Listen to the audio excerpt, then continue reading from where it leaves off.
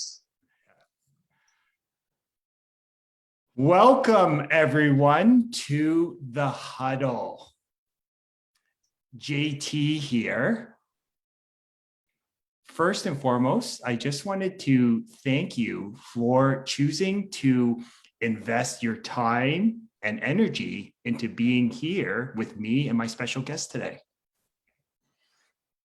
My guest today is someone who we've kind of crossed paths. We kind of had a lot of mutual acquaintances, mutual friends, and we connected a little while ago over social. And, it's just been interesting. One of the beauties of technology, you feel like you've actually gotten to know someone pretty well, even though it's on a device. My guest in the huddle today is the Director of Operations and Global Scouting for the CFL. He is also the head coach of the Toronto Junior Argos, the varsity team. My guest in the huddle today is Lawrence Hopper. How are you, Lawrence? Hi, JT. Doing great. Thanks for having me on. Super excited. Yeah. So, Lawrence, the huddle is where I like to sit down with successful people from the world of sport and coaching and just learn more about their journey to greatness. And why do I do it? It's so that we can learn more about your story and so other people can learn that success always leaves clues. So I like to start off keeping it a little fun, little light, right? Because the game, life is a game. Games are supposed to be fun. And what I would love to know is, what is something interesting? Maybe it's like a quirky fact. Maybe it's like something that not a lot of people know about you that you would feel comfortable sharing with our community. Oh, man. Well, and we joked about this before, we'll keep it light here, that in my time with the Junior Argos now, I've been head coach for over 3 years, and I've never lost a game because I've never coached one yet. Okay. Hey, you know what? Undefeated's undefeated, right, Coach? Exactly. No wins, but no losses. Yeah. Hey, perfect record. I love that. Yeah, exactly. So again, Coach, we've had the pleasure of, I first heard about you from Coach Bone at Guelph, and then I kind of just heard your name come up a few different times, obviously through some of our mutual friends at Ontario Football. And then I came across your interview on the 55 podcast with Zach and Dakota.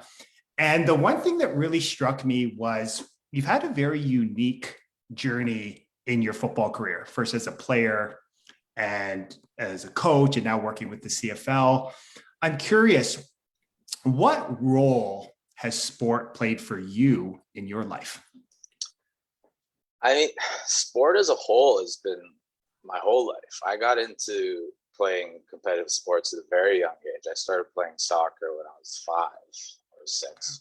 Who knows? Can't remember that far back. And I kind of just progressed through. I've always played it at a competitive level. I played lacrosse, and then I played baseball, and then I didn't actually play football until high school. To be honest, I didn't know anything about football before high school. I was like, I know there's the NFL, I know there's the CFL. I didn't know that there was club football at the time. I just thought, yeah, let's go to high school. Needed a sport for that time period and played it in. But in terms of shaping me as a person, it's been massive, because everything from just discipline, punctuality, problem solving, and teamwork. I mean, these are skills that you just pick up through sport, and you can always tell when you're working with a high level athlete, because they excel at those skills. And I would say especially football, and especially through playing at high competitive levels in football. I'd say out of all the sports I listed, football was definitely the one that highlighted the need for those the most. That's something I always tell my players as well, is there's no better life lessons than the ones you learn through football. So in terms of shaping me personally, yeah, that's it's been everything towards who I am today. And one thing that I really heard from you, and we termed this conversation pivot, Yeah. is that story, your journey to greatness involves a lot of pivots, right? Whether it started out, with soccer and then trying just different sports and just finding, sounds like a lot of opportunities really to use football as the vehicle for life lessons to, really dive deep into personal growth, self-development, self-actualization.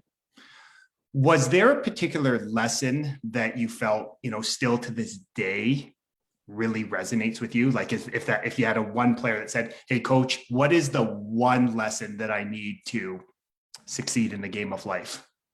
What would you share with them?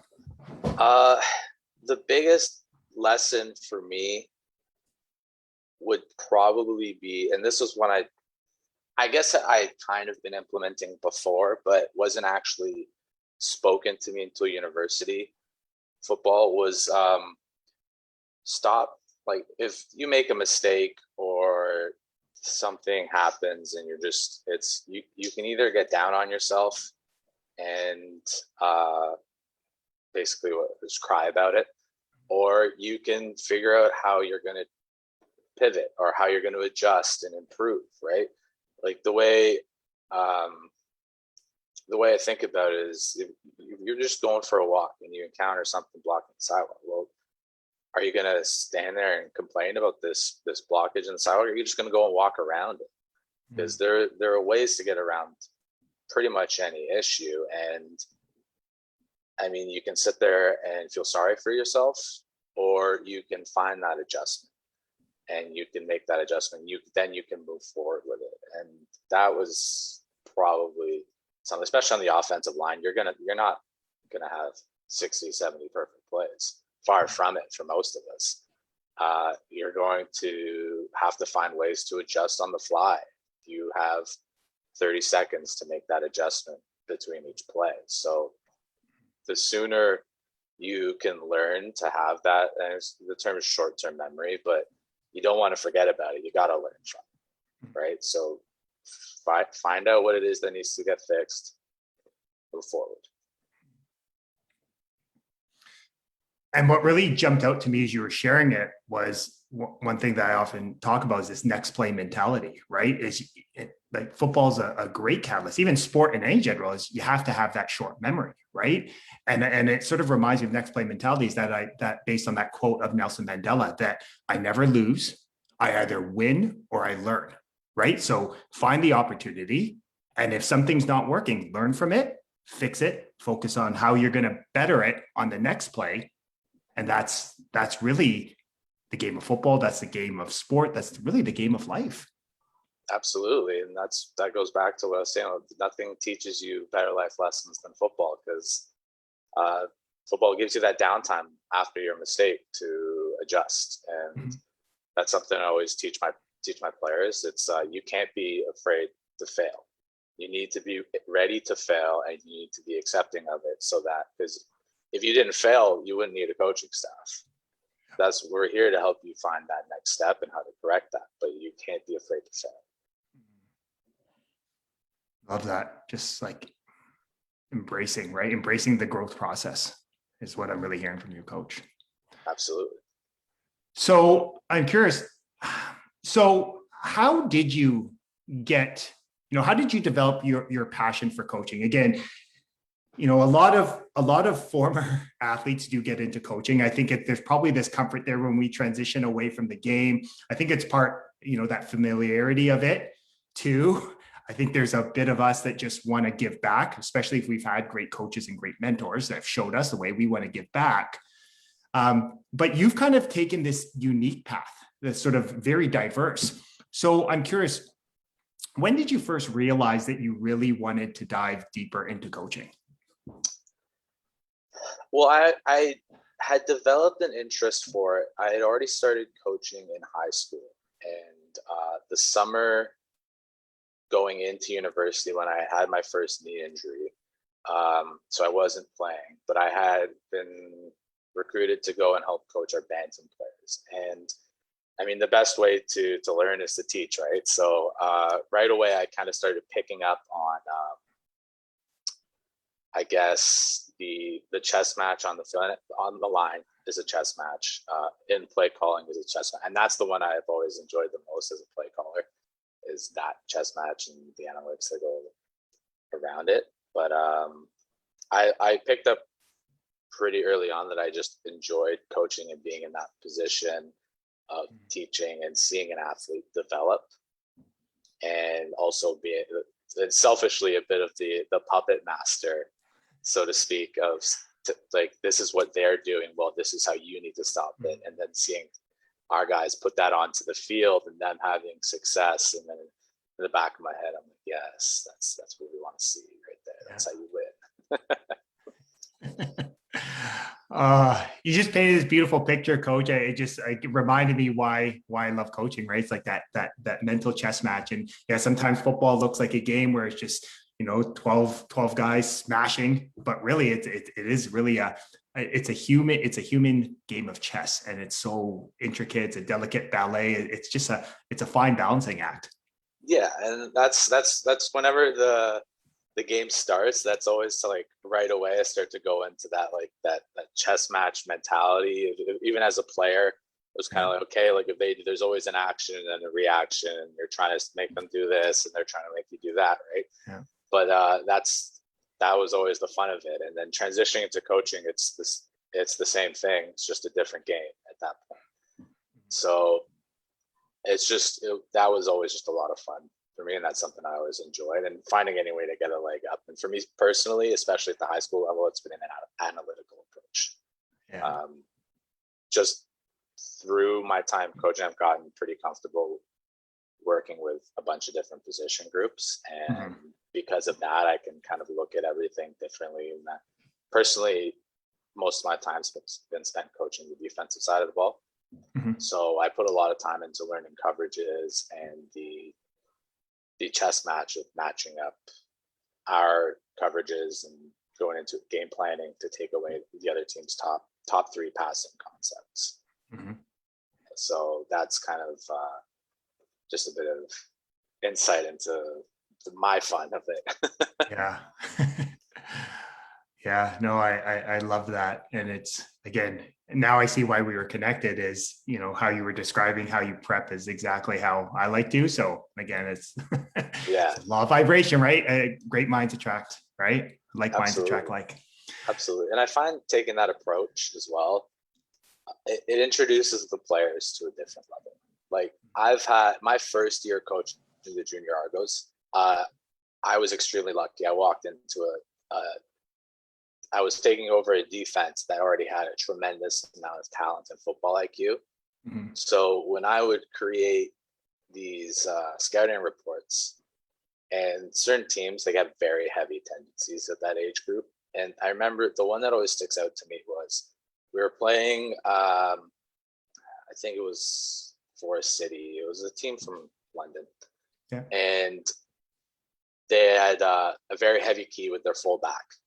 And the fullback started that key right away. Our free safety came screaming down, and they ran power, and our free safety stuffed them at the line before our linebackers could get there. It was just kind of like, when you have with that little, like, that light go off, and you're like, wow, like, these guys get it, kind of thing. So that's it's always a great feeling seeing guys kind of respond to the coaching that they're being given and having success with it. I think that simple story there, what really came up for me is, those are those moments of joy as a mentor, as a coach, is where you see the light bulb go off, right? In the athletes, the students, whoever you're working with, your team members, and they take what you've been teaching, what you've been trying to show them, and then they make a great play. They're successful. And it's just like, I don't know. There's been a lot of great moments in my life, but when that light bulb goes on and you see someone achieve their next level of greatness, I don't think there's a better feeling in the world. Yeah, absolutely. I absolutely agree. Like, at the time, there's nothing you can really do but laugh and be like, good job. Yeah. But it's kind of that, it's a very humbling position to be in where you're like, these guys are amazing at processing all this information, because it's not, especially that type of information, it's not always common at that age group, especially when these kids would go back to their high school teams. So most of them don't even get game film. But to see what they're capable of, it's you just got to kind of sit back and be like, wow, okay, like these are some tremendous and athletes that are very intelligent. You just need to give them that little push. One of the things, Coach, that I think has really come up in our conversations is really around this idea of again, using football as a tool to teach greater life lessons. And the one thing that I've come to learn is how football really is one of those. I mean, yeah, there's a lot of great sports out there, but I really do feel, and I was talking with Aaron Geisler about this, is that football really is a community game, right? It really does bring in, when done right, it really does build a community based on diversity, equity, and inclusion, because you have people from all different backgrounds, right? All different skin colors, all different, just different socioeconomics. It really unites. So I'm curious, what is it from your experience about football? Because you grew up in Toronto. What is it about football that is so unifying? What is it that just brings people together? Oh man, where to start? I think the easy answer is always it unites everyone with a common goal. Everyone's there and they're from different backgrounds, and they clearly don't always understand each other, but they're all there for the same reason. They're all there at what I always preach on our team.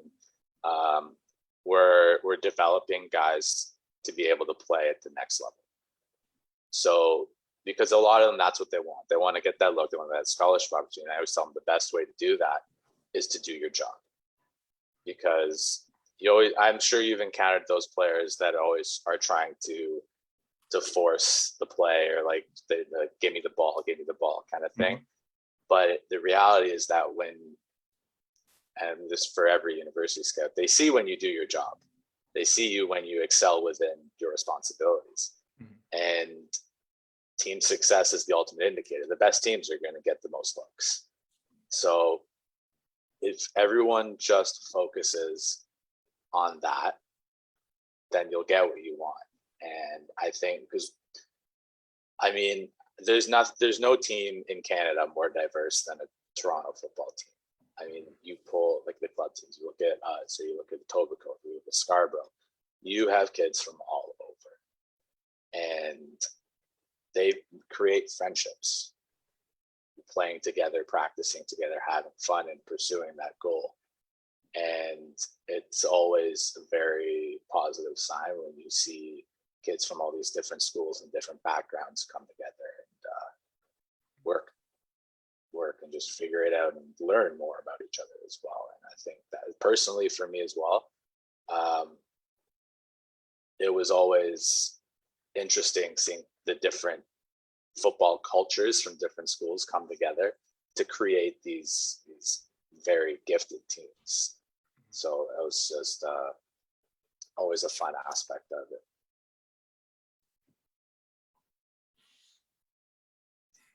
I really love what you're sharing there. What I heard from you is, I had this image of, once you step in between those lines, those sidelines, it just, everything else fades away. And I remember saying that to players I've worked with, and even our coaches, is that, regardless of what's happened up to this point, once you step on it here, like, go all in here, right? This is about you. This is about your time to do something you love. And it's amazing how just even that simple idea really does help give people an outlet, right? To like you say, work towards a common purpose, to learn how to be a great teammate, how to be persistent, how to deal with adversity, just all these great life lessons that really you need to understand if you want to be successful, not only as an athlete, but in the game of life. Absolutely. It's like it's the little things. Like whenever you're telling these kids, always okay, what's university football like? And right away, I'm just like, well, your time management's got to be there. And they're like, okay, but like, what about the competition? Oh, don't worry about the competition. You're not going to make it through your first season if you don't get these just basic life skills now. Because you're going to go in there, it's a full-time job, and you're expected to maintain a certain academic standard, and especially coming from U of T, where that is not easy. It's easy, but not easy at the same time. Yeah. It's a double-edged sword. But it's you got to realize that as well. It's a different taste of life at that point, where you're expected, you're going to be held accountable. You are expected to maintain a certain level of responsibility that you haven't before, and you need to develop these skills if you want to be successful. So I think it's the perfect learning opportunity at the high school level for them to start to develop these skills. And then they're going to be thrown into the fire because that's just how it works. But with them having a taste of what that takes, I think you're giving them a head start.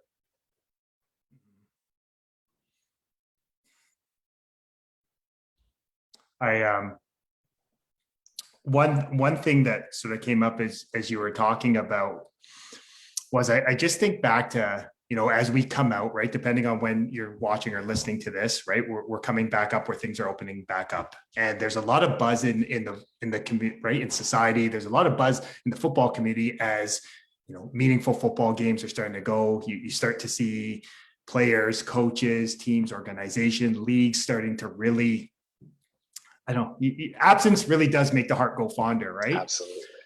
So I'm curious, as we come out of this, and as we'll use football here because that is something we're both passionate about. What is one thing that we really need to do to help grow the game? Let's just say from big picture Ontario, but really in the Toronto area, what is one thing we need to do to really help build a greater sense of diversity, equity, inclusion, to increase participation rates, to increase retention rates, to introduce the game to new people? I'm just curious, what are your thoughts on that? I think Toronto, or just the GTA in general, needs a bit more, I guess the word is leadership. And that's not to say that each individual club doesn't have that, but someone that can help point people in the right direction. Because all the Toronto teams, they're so short on resources, which is a big issue because everything's just more expensive here. Like field time, some clubs can get it for free, and then some clubs are paying hundreds of dollars an hour here, right? Like you have to charge $800-900 registration fee just to maybe break even, assuming the roster is full. Now, to kind of get the game, so part of why I said that leadership there is to keep the focus on the areas that are often forgotten, because everyone's very focused on the high performance aspect. I mean, I guess I would also consider myself guilty of that because that is the team that I'm coaching. It's the oldest age group of a high performance program. But there's just so little grassroots promotion of the game here. Flag football, even, there's no real promotion of it at the grassroots level, or like a house league level. The only flag football you really find here that's widely promoted is the 7-on-7 competitive teams that end up going playing in Florida or doing stuff like that. So if you're not an elite player, there's not many options for you. And I think, and again, that just goes back to a lot of teams, clubs don't have the manpower. I know at Junior Argos, we barely have manpower to run our 2 teams, right? We've had a ton of issues trying to keep our bantam teams on the field, whether that be players going away for vacation or finding committed coaching staff and stuff like that, or the volunteers. Those resources are what kind of cause that distraction, because then everyone just wants to focus on that high performance aspect. But if the game is to grow and to really reach its full potential, there needs to be that kind of reminder that, hey, don't forget we got to keep building at this at the younger ages. We got to get more kids introduced into football, because even with like the amount of players that we've brought into our program that in grade 9, 10, 11 that have basically never played football and are absolutely amazing players after one season is insane. And to think what their ceiling could be if they had just been introduced to it in middle school, even it's ridiculous, really, the amount of talent that could be. But I'll use one example. He was drafted, I believe it was in the second round of the CFL draft this year, Ahmed Diallo. He first started playing football in grade 12 when I was coaching at Metro Toronto Wildcats. He played a season there. He played 2 games. No clue what he was doing. He then trained. He learned the game. He went on to play for the Scarborough Thunder. Then he went down south and he played. And now I believe he's, he got drafted. I believe he's going back to the NCAA for 1 more year. I can't say that for sure, though. But that's an example where if that kid had been, he managed to get into D1 because he was such a tremendous, big, explosive athlete. But there's just so many cases like that where those players are brought in grade 11 or 12. And you're like, man, if you just had a few more years, you would have been great. And this is not even just Toronto. I see this through my job in Europe as well, where it's like, man, if you're just exposed to the game a little bit earlier, you could possibly represent the city at a certain level. So creating that avenue for the younger age groups to get exposed and to promote the game fully, and doesn't even have to be tackle. I don't think young kids need to be put up in pads, but just having that exposure, seeing the game, playing flag football, stuff like that, I think that could go a very, very long way. And you know what? It used to be stronger than it is now, but it's kind of fallen off. And I think getting that, re-emphasizing that aspect and the importance of that could go a very long way, not just for the clubs, but for the province as a whole, and getting those participation rates up. It's just, like I said, it's just something that's overlooked and needs to be put back into focus. You know, as you were sharing that, I really love that you're talking about, you know, getting at the grassroots, right? Because yeah, it is easy. And I've been guilty of it too, right? It's really easy to get caught up in the high performance stream, right? The shiny object, because, right? Like it's always great to work with athletes and coaches, right? Who are ambitious, they're driven, they know where they want to go. But really, like you said, getting at the grassroots level, introducing the game or variations of the game, and just getting them used to it is really what it goes back to.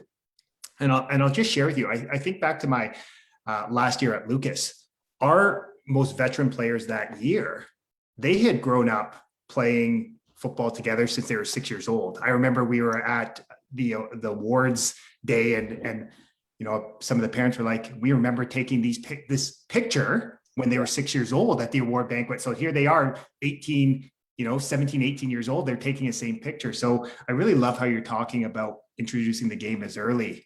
And, but with that caveat, I do love how you talk about, it doesn't even have to be tackle. Like my son this year is doing flag, right? He's doing the Under Armour flag football, and he's never played. He's never shown an interest. Literally, he said to me, yeah, I want to give that a go. It's like tag with like football. So it's funny that, yeah, he wants to give it a go. Yeah, well, for a lot of people as well, especially at the younger age group, whether it be the kid or the parents, the violence of the game is often what deters them. And then, but if you get them involved in flag and they can start to understand the game and feel the speed of the game, there's going to be that natural curiosity about taking that next step deeper into the game. And whether that be at the club level or even just playing in high school, if they don't have a sport, because there are a lot of kids that just don't play the sport in high school. And I remember this going back as a player in high school. You ask a kid, you're like, hey man, you're a big athlete, you're not playing any sports this right now, why don't you come play football? And the first answer is always, oh, I don't want to get hurt, or oh, my parents don't want me to. I mean, the parents one sometimes might be just them saying they don't want to. But it's just kind of you.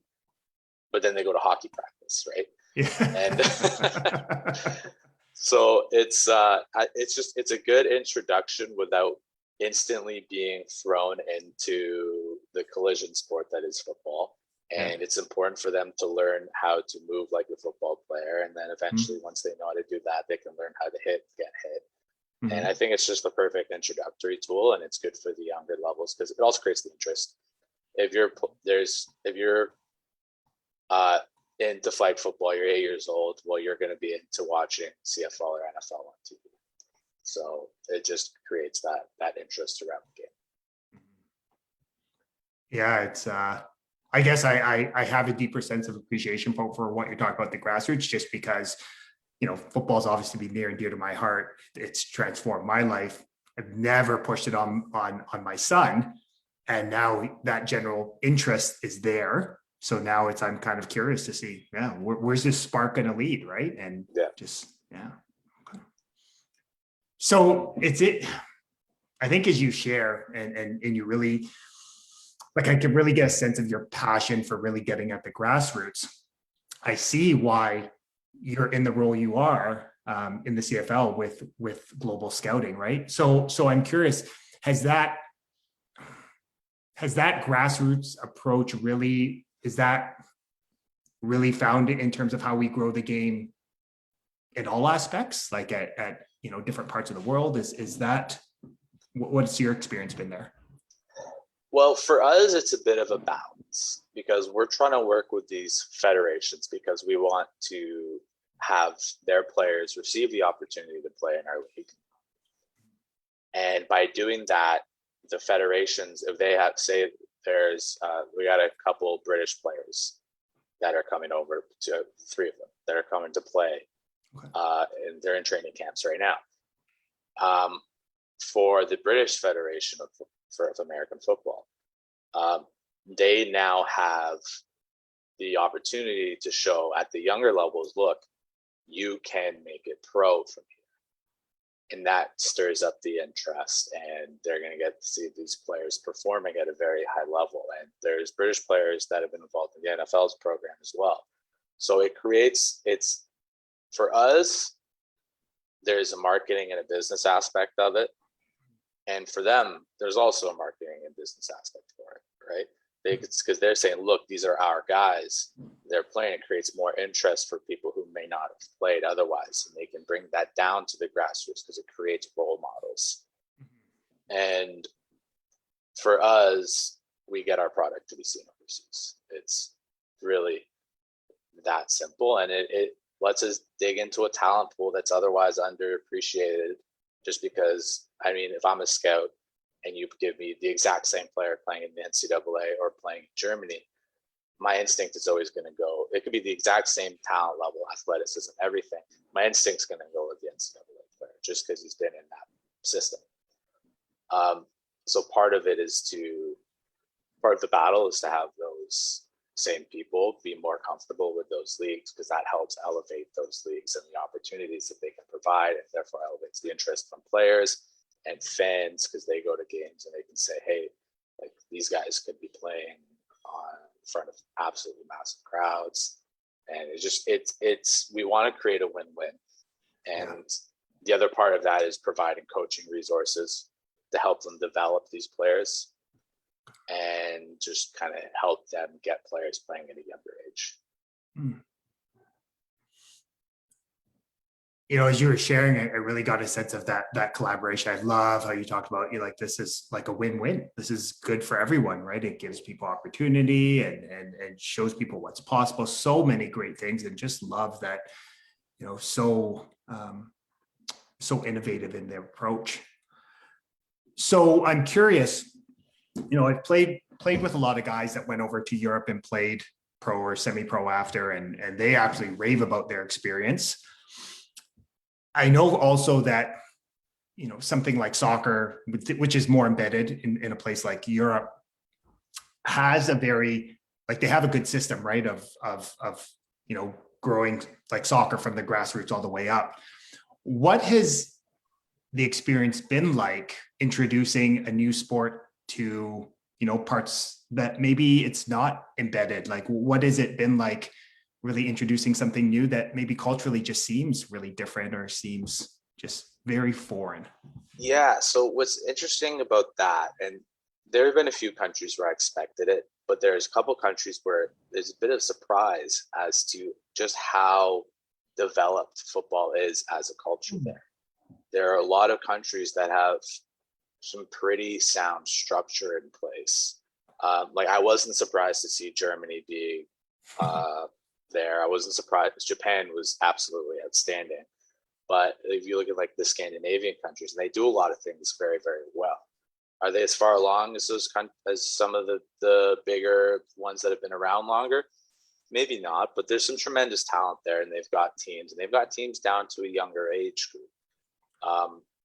So I think we're not necessarily introducing them to football. We're introducing them to Canadian rules and the uniqueness of that. And they've been great in learning about it and being interested. And it's really been, to be honest, it's been more of an eye-opening experience just to how big football is over there. Yeah. And it's very exciting to be able to work with them because it's a lot of fun. It's a lot of great people, and there's a lot of talent that just need that one extra push to kind of get to that. So like the other thing as well is we're bringing over these players, and they might not make it to the final cuts. That's just the reality of being a professional football player. But those players go back over there and they talk about the experience and they pick up coaching and they help those players around them get better. And that's another aspect of the win-win.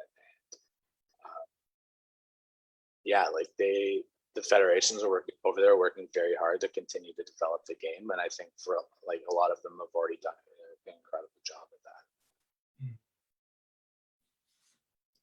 It's so timely, this conversation, and one of the things I love about the work I do is, there's no such thing as luck. There's no coincidence. I really get a sense of everything in life is divine timing, and I think it's great that we're having this conversation. Because yesterday I was listening to, sports radio talk about, how the USA basketball had lost, right, in those exhibitions, those pre-tournament games to Nigeria and Australia, I think it was. And really, to me, it's just the globalization, right? There's just more great athletes and there's just more exposure. So you have people playing sports, if I know we're talking football here, but just being introduced to things that they weren't given opportunities for. So I think it's great that it's going to shrink sort of the gap between, because I think everyone thinks, okay, American football is so there, but as we've seen the last few years, we've had Canadian teams that have beat American teams. And so it's really great just to see the globalization of the game. Yeah. Yep. And if you look at the international levels, the States doesn't always field their best team because their players are focused on their NCAA offers. But if you look at the high school tournaments, like it's very often it's dominated. The Canadian teams do well. And to a certain degree, we don't have our best players out there either. But Mexico does very well. Their university system is very strong. Japan, they're very, very diligent. I've had a lot of opportunities to speak with them and their federation and the national team coaches. I watched the national team play in person against a spring league team, and it's the amount of discipline and the level of athlete. They're much further along than I think the common person would think, and they're absolutely tremendous players. We have 6 Japanese players in training camps right now. Like these are very, very good football players, and I think a lot of people just assume if you're not from Canada or America, then you don't really know what you're doing. But it couldn't be further from the truth. It's not uncommon for us in our process where we find 20, 21-year-olds. They're not draft eligible yet, but if you stuck them on a U Sports roster, they'd be a star. It's harder to sell that to the U Sports coaches sometimes, but well, because they're dominating at the men's league level. Yeah. For example, there's a running back from Finland, 20 years old. This kid absolutely tears it up over there. Okay. No doubt in my mind, he did the same damage over here. I think as you share that, I didn't even know the numbers were, I know there's always opportunities to grow, but the numbers there, but it was interesting that you just shared that, because it goes back to this whole idea that success is 95% mindset, 5% strategy. So when you mentioned Japan, I just think of what are some of the cultural expectations, right? And in terms of discipline, persistence, like I think that there are some traits that doesn't matter where you grew up, what the color of your skin is, what your socioeconomic, that certain characteristics are fundamental to success in any area of your life. You just got to give people opportunity.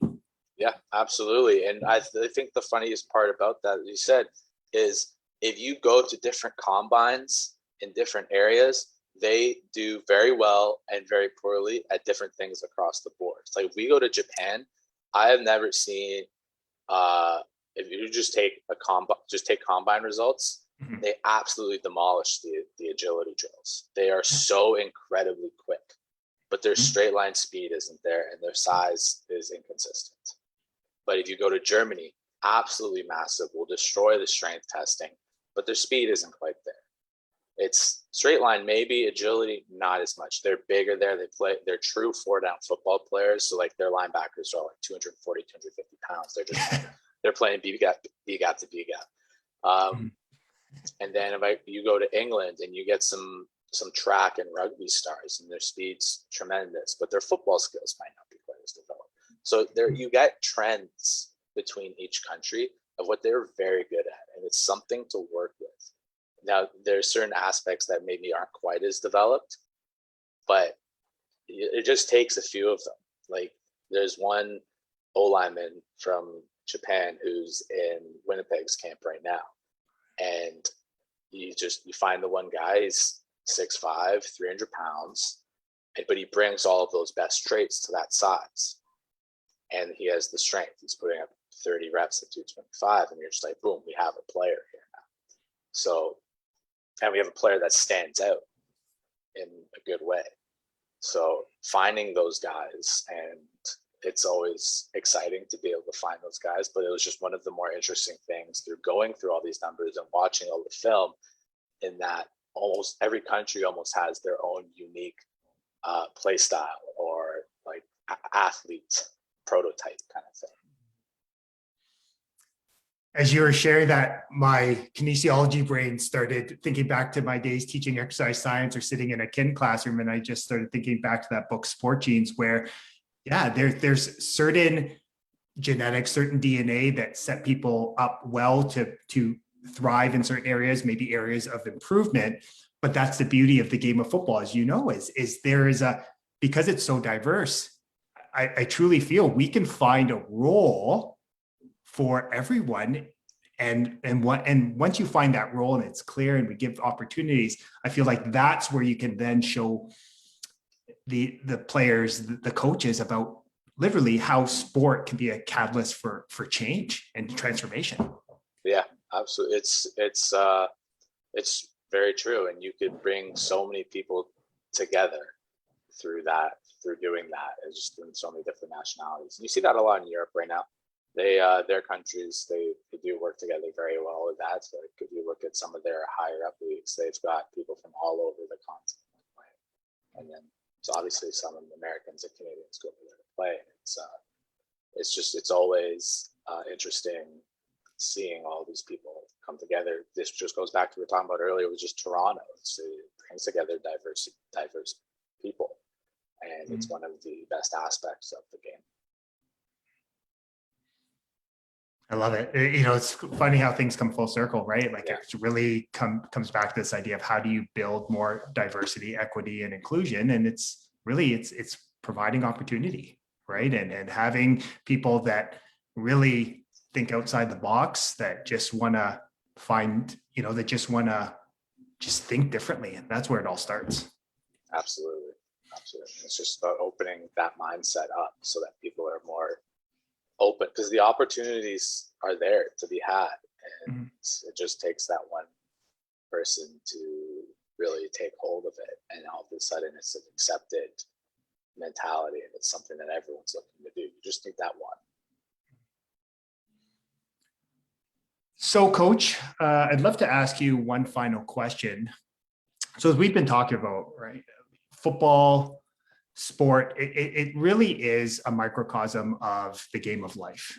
And, one of the truths is that we all will experience adversity, challenges, obstacles at times, right? That's not that we come to expect it, but we just realize that's part of the human experience. What is one piece of advice that you would give someone? Maybe they're just really struggling with their health right now. Maybe they've had a relationship breakdown. Maybe they've lost their job. Maybe just life is just not going as planned. What is one piece of advice, one insight you could share with them that could help them get back on their feet and start creating some positive momentum and get back on their journey to greatness?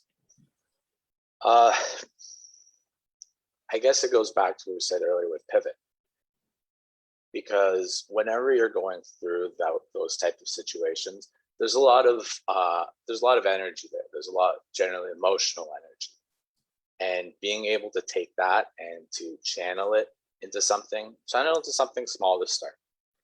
So get that first win, get your feet back under you, and then start to try and build towards something that is, whether you need a distraction or you need some positive momentum, find something that you can start to build on.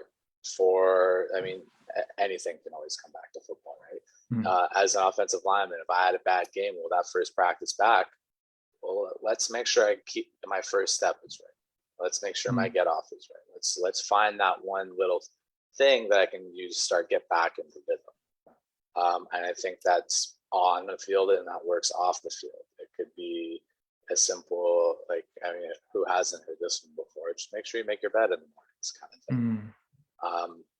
Start looking for that next opportunity. Maybe you want to put that energy into your personal fitness at the gym, or finding something that you are very passionate about and want to put that energy into. It'll always be different from individual to individual, but the need to make that pivot doesn't change. There's always going to be that new door that opens up and that you can take advantage of. I love that. Again, it just comes back to that being open to opportunity. First and foremost, Coach, I really wanted to send and give a great sense of gratitude to you. I've really enjoyed, since we've been getting to know each other, and it started on social, but I really got a great sense of, you see the big picture. You see about how powerful and transformative sport and football can be in the lives of other people. So I really just want to thank you for allowing me to join you on your journey to greatness, because it reminds me about what it really is. It's about really going back to the grassroots. So thank you for that. Thank you for having me on. It's a pleasure to have this conversation. I'm always happy to talk football and the benefits of it.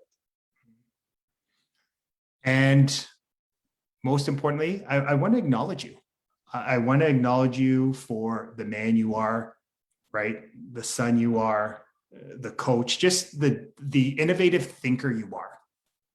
And most importantly, the great human being you are. So thank you just for coming on and sharing your journey of greatness, brother. Really appreciate it. I appreciate that. And I think you're doing a really good job with this. It's very entertaining, very educational as well. Thanks, brother. So how can people connect with you? Maybe they want to learn more about getting connected with the undefeated head coach of the Toronto Junior Argos. Maybe they just want to learn, and I don't know, maybe they just, something you said to them really, really touched their heart. How can people get connected with you? Well, they can just reach out to me on social media. It's fairly straightforward. I'm always checking. Just Twitter and Instagram, both at Lawrence Hopper. Nice and simple. Managed to get those tags early on. And send me a message if we want to go. I'm happy to talk over the phone or set up Zoom calls like this before. I've done it with people looking to get into football professionally in the past. I'm always open to kind of giving my 2 cents and the ways to go about it. And yeah, always, like I said, always happy to talk football, and hopefully I can get back on the sideline soon and see someone across from me. Well, I see the finish line now, Coach. We're getting back on the field, so that's great. So close, so close. I will be sure to share all of your handles in the comment section there, the description on Facebook. I'll share it in the description on the podcast, and make sure everyone can stay connected with you. Awesome. Hey, folks, and I'll say that he is great at getting back. I sent him a message, and he's he preaches what he practices, so he does get back really quickly. He's always open to having conversations. So I'll speak on behalf of him. He does do a great job of that. I try. Well, other than that, folks, take one thing from something Coach talked about today. All right. He gave you lots of golden nuggets. Take one and apply it to your life today. That's how you create momentum.